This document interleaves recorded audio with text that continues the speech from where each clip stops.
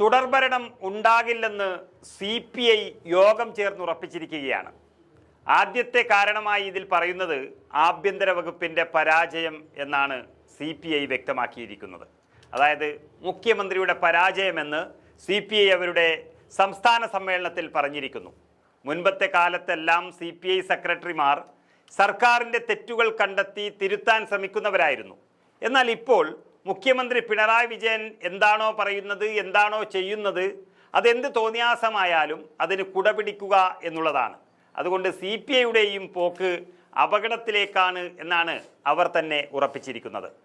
അതായത് തുടർഭരണം കിട്ടാതിരിക്കാൻ പോലീസ് കാരണമാകുമെന്നും പോലീസിന് ഗുണ്ടാ സർട്ടിഫിക്കറ്റ് കൊടുക്കേണ്ട രാഷ്ട്രീയ ഗതികേടാണ് മുഖ്യമന്ത്രിക്ക് വന്നിരിക്കുന്നതും എന്ന് CPI സംസ്ഥാന സമ്മേളനത്തിൽ തന്നെ വ്യക്തമാക്കിയിരിക്കുകയാണ്.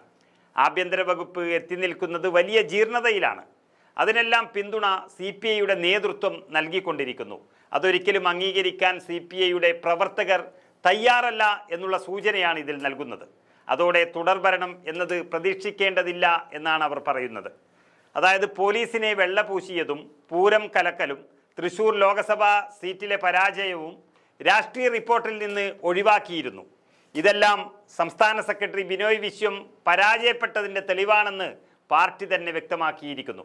അങ്ങനെ മുഖ്യമന്ത്രിയുടെ മുഖത്ത് നോക്കി മുഖ്യമന്ത്രി ചെയ്ത അനീതികളെ ചോദിക്കാൻ കഴിയില്ല എന്ന് വച്ചാൽ അത് ഏറ്റവും വലിയ പരാജയമെന്ന് CPI തന്നെ തുറന്ന് സമ്മതിക്കുന്നു.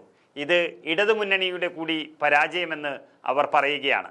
ഇങ്ങനെ സംസ്ഥാനത്തിൻ്റെ ചരിത്രത്തിൽ കാണാത്ത തരത്തിൽ അതിക്രമങ്ങൾ അഴിഞ്ഞാടുമ്പോൾ പോലീസിനെ വെള്ളപൂശിയതിനെതിരെ രൂക്ഷമായ വിമർശനമാണ് ഉയർന്നു വന്നത്. പോലീസ് ചെയ്യുന്നതെല്ലാം നാട്ടുകാർ കാണുന്നുണ്ട്. DYFIക്ക് രക്ഷാപ്രവർത്തന സർട്ടിഫിക്കറ്റ് കൊടുക്കുന്ന കൈകൊണ്ട് പോലീസിന് ഗുണ്ടാ സർട്ടിഫിക്കറ്റ് കൊടുക്കേണ്ട ഗതികേട് മുഖ്യമന്ത്രിക്കുണ്ടെന്നും പരിഹാസം ഉയർന്നിരിക്കുന്നു. മൂന്നാം ഭരണത്തിന് വിഘാതമാകുന്നത് പോലീസ് ഭരണമായിരിക്കുമെന്നും സമ്മേളനം ഉറപ്പിച്ചിരിക്കുകയാണ്. ശരിക്കും പറഞ്ഞാൽ CPIക്ക് ഈ ഭരണം അങ്ങ് മടുത്തിരിക്കുകയാണ്.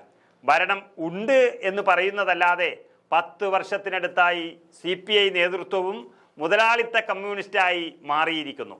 കാനം രാജേന്ദ്രനും ബിനോയ് വിശ്വവുമെല്ലാം പിണറായി വിജയൻ്റെ ദാസ്യന്മാരായി മാറിയതോടെ ആ പാർട്ടിയുടെ അസ്തിത്വം തന്നെ നഷ്ടപ്പെട്ടു എന്ന് പാർട്ടി തന്നെ സമ്മേളനത്തിൽ വ്യക്തമാക്കിയിരിക്കുകയാണ്.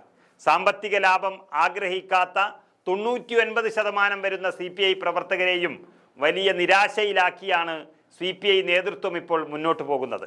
അതിന് കാരണം പിണറായി വിജയൻ്റെ കൂട്ടുകെട്ട് തന്നെയാണ്.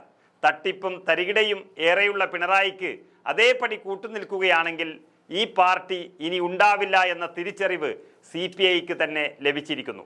കേരളത്തിലെ ആരോഗ്യം, വിദ്യാഭ്യാസം, എക്സൈസ് അടക്കമുള്ള എല്ലാ വകുപ്പുകളും വലിയ പരാജയമാണെങ്കിലും മുഖ്യമന്ത്രി കൈകാര്യം ചെയ്യുന്ന ആഭ്യന്തരം പോലെയുള്ള ദുഷിച്ച വകുപ്പ് അല്ലെങ്കിൽ തകർന്ന് തരിപ്പണമായ ഒരു വകുപ്പ് വേറെ ഇല്ല എന്നിരിക്കെ ഭരണം നഷ്ടപ്പെടാൻ അത് ഒറ്റ കാരണം മതിയെന്ന വിലയിരുത്തലാണ് CPI സമ്മേളനം നടത്തിയിരിക്കുന്നത്.